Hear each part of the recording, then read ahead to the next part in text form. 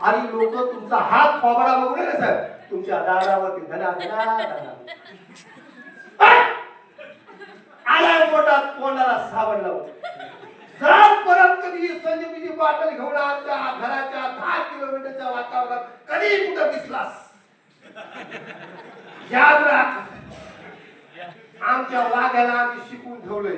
काय वडायचं ना काय खायचं का